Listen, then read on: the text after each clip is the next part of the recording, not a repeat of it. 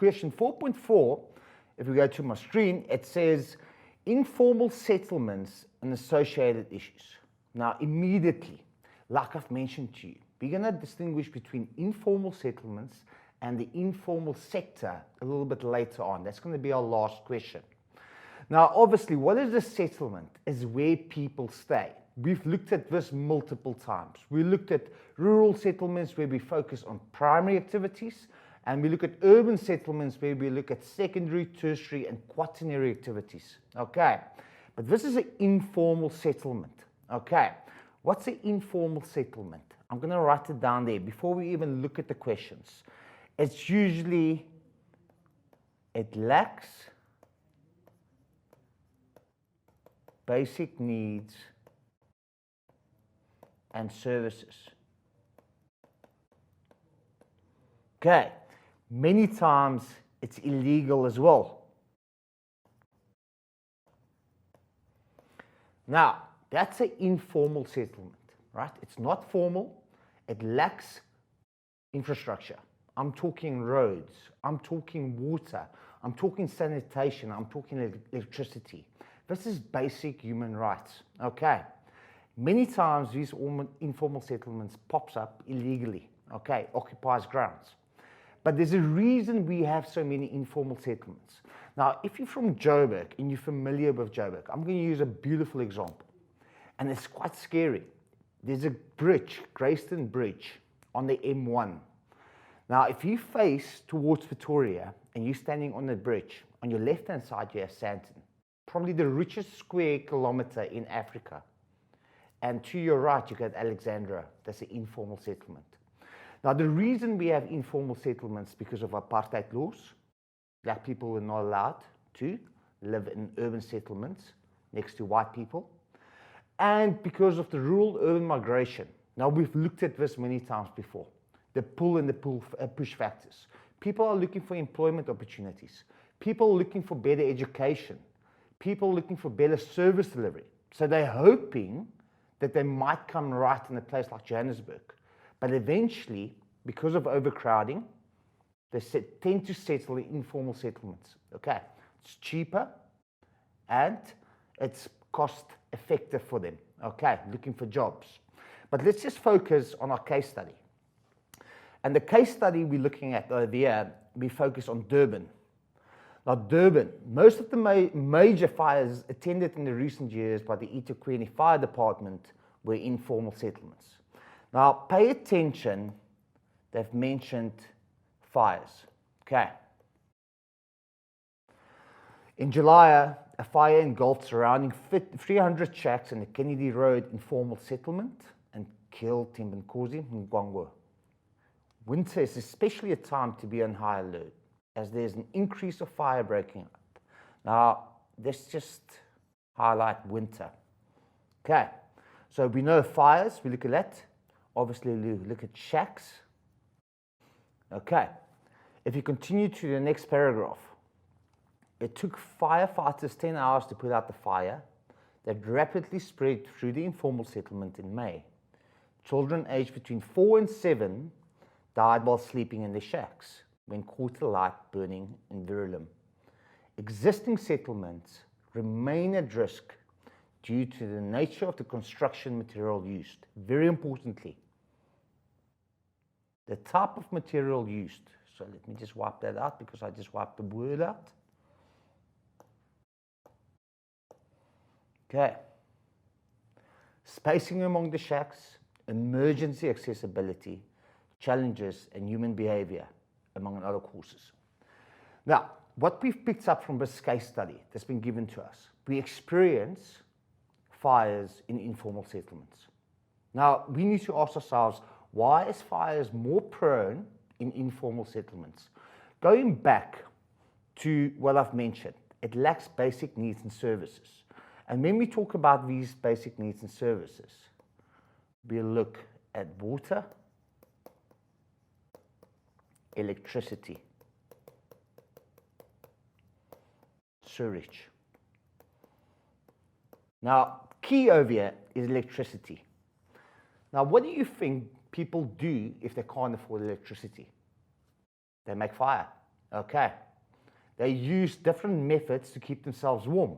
Now, we looked at the case study. They've mentioned in winter, they're in high alert for these type of fires taking place. So that's a great concern, fire breaking taking place in winter. Now, before I'm going to continue, why winter? Now, first of all, electricity. If people don't have access to electricity, they use fire to keep themselves warm. They use paraffin to have light. Okay, but I want to come back to Durban. Why winter?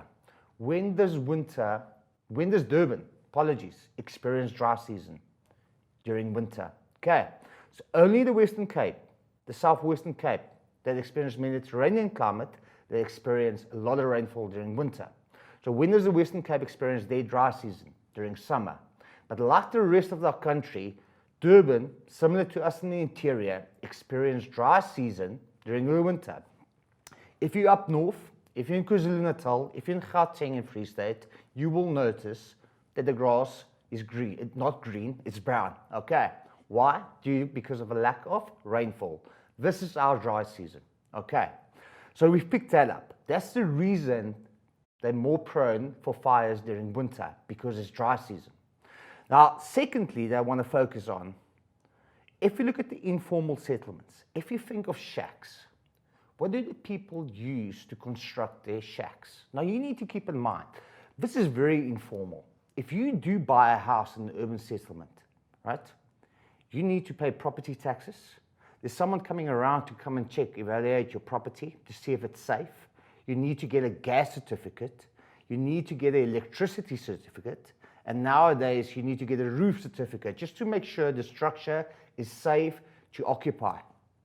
Do you think it happens in an informal settlement like Alexandra, like Khayelitsha? Definitely not. People use the material that they can get to be able to build themselves a house. Now, if you look at the shack, what's the main building material? We look at wood. We look at metal sinks. Okay. The structure itself is not very stable.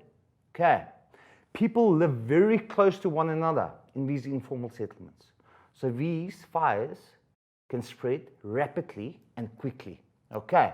So if you look at the construction, the materials being used, I'm just going to write over there.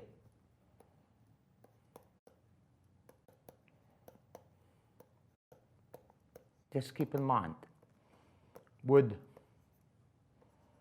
metal. Okay. Now, I want to focus on electricity as well, and I will come to that in the questions. But let's just look at our first question. So we just basically discussed what happens in these informal settlements, what makes them so prone, according to the case study, that makes fires spread so easily. Okay, but let's look at the questions.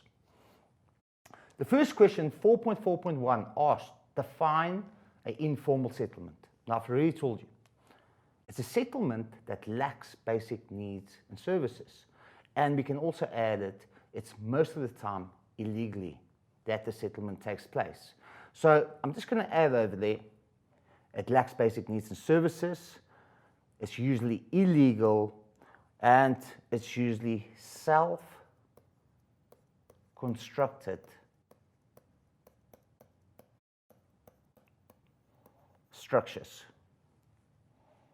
I just want to wipe that off a bit.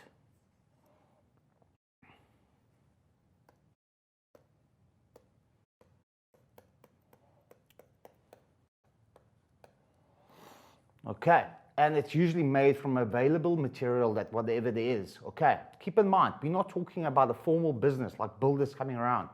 Okay, doing the foundation, doing the brickwork, nothing like that. It's what they can get to build themselves a structure. Okay, that's an informal settlement. Okay, keep that definition in mind. Lacks basic needs and services, and it's usually illegally, and they use self-constructed structures. Okay. Our next question, 4.4.2. According to the newspaper article, why is there increased risk of fires in informal settlements? Now, we've discussed it. Okay, forget about winter. Yes, winter is dry season. Different story if this case study was based in Khayelitsha down in Cape Town. Different story.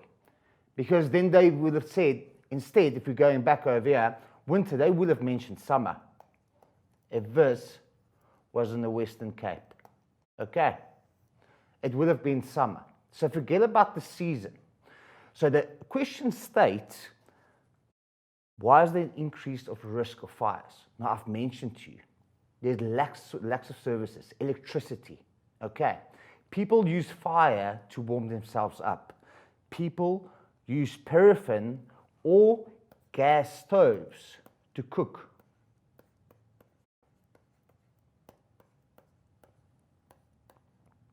Okay, I just want to add over here, people use coal, wood, also to cook.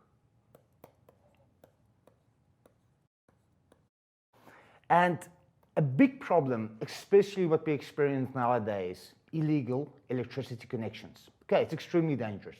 Okay, so I'm going to write it down there, illegal electricity connections.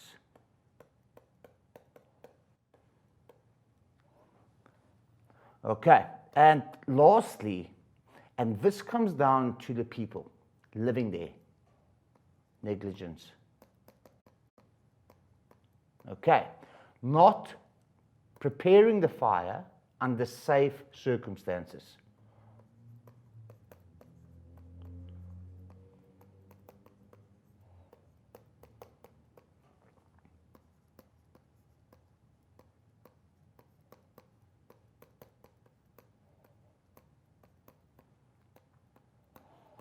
Okay, so you need to keep in mind, and actually you do have to feel sorry for people living in these informal settlements because of no means, most of the time they can't afford electricity, decent electricity connections. So they need to make plans, especially during winter, during cold nights. They need to keep themselves warm. It happens, paraffin lamps, coal stoves, actual wood burning, collecting wood to keep themselves warm, to be able to feed themselves. Okay. But unfortunately, some negligence comes in this way, especially we can go even a little bit further. We might experience berg winds. Okay, when do we experience berg winds? Especially during winter times. Okay, so berg winds, especially when there's negligence, we can experience berg wind conditions, and the wind can help spread this fire through these informal settlements. The scary thing about it is the material that's being used. Okay, it's so flammable. Okay, it's not safe. It's not been cleared by the health organization or building organization. It's been built by people who's not formally involved by building, so it can create one hell of a nasty effect. Okay, if you look at our next question, why does the occurrence of destructive fires increase in the informal settlements in winter? Now we've mentioned it, I'm just going to write there, winter, because it's dry season. Okay.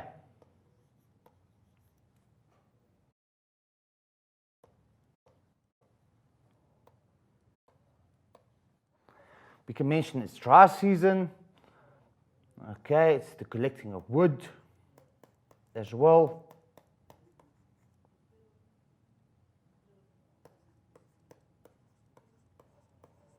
And like I've mentioned, winter is dry season. Now, our last question is a paragraph question. I'm repeating myself, but I've mentioned to you a couple of times. When you answer the paragraph question, matrix, please pay attention. You're going to get penalized. You can't write your paragraph question in fact formation, in bullet formation. You need to write it in paragraph formation. Now, if you look at the mark allocation, it's usually 4 times 2. So it basically means you need to provide 4 facts. But keep in mind, this is a no-no. You cannot write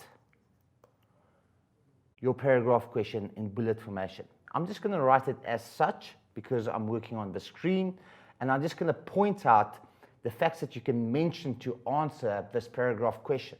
Now, if we look at our paragraph question, in a paragraph of approximately 8 lines, explain how the local municipality can reduce fire hazards for people living in informal settlements. What can we do to protect these people against these fire hazards that takes place, especially during winter, dry season, when they need to keep themselves warm, when they're collecting wood, open fires, using paraffin, using candles to be able to see light or keep themselves warm with the wood fires. So what can we do? Now, first of all, we live in the 22nd generation, right? We need to think green. We need to think sustainable, okay? That's the reason why I love geography. We need to progress, okay? What can we do by being more sustainable? Now, obviously, electricity is expensive, but what can we do? What should the government do? Provide us with free electricity. Now, think of it. What can give us free electricity? Think of renewable resources, the sun and wind. Okay, so my first idea, let's use solar energy. Okay, install solar energy. Okay, I've seen it. If you go past Alexandria, you can see they've got solar geysers. Obviously, that helps by heating the water. Solar energy is clean, it's renewable, and eventually it's much safer and it pollutes less. So solar energy, install solar energy. I'm just going to write down there. Install solar energy. Okay. Then secondly, let's provide proper infrastructure.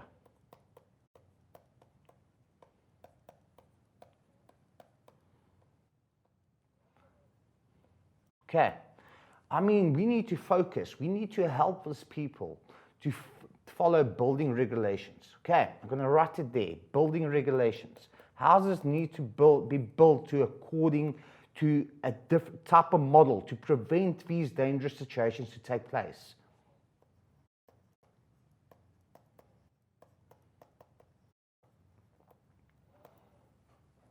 And we can also building infrastructure to make it easier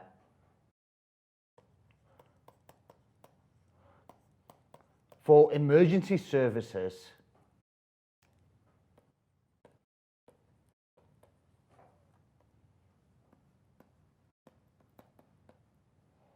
to attend. Okay, because when we talk about this infrastructure, these informal settlements lack proper roads. Okay, most of them are dirt roads. Like I've mentioned, the shacks are very close constructed to each other, almost no hallways in between them. So to be able for help to attend, we need decent infrastructure. And I'm not talking only about roads, I'm talking about water as well. So we can add that as well.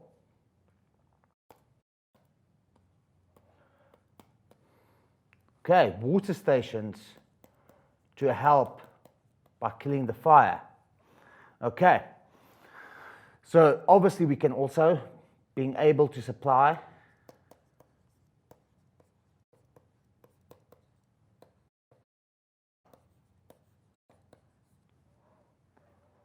potable water in case a fire do break out, and we can also mention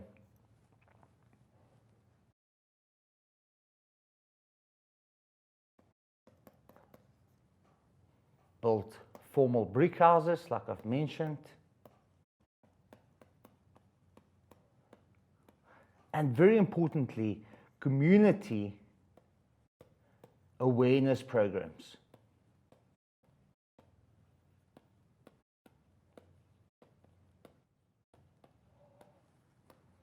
Okay, this is very simple. Educate the community about the dangers of fire, especially during winter season, okay, during dry season. Create awareness programs to tell the people once you go to bed, okay, put the fire out with water. Be very careful with paraffin lamps, okay, with candles. Don't bring them close to objects that's very flammable. For instance, curtains, pillows, or whatever. So we need to put this extra safety measures in place. Now, I've mentioned quite a few. If we can do it, we will reduce the risks of fires in informal settlements, because unfortunately the way they're constructed, not only because of fires but also health hazards, and we're talking because of lack of infrastructure, water, electricity, and sewage. Okay, So that's informal settlements that we've been discussing.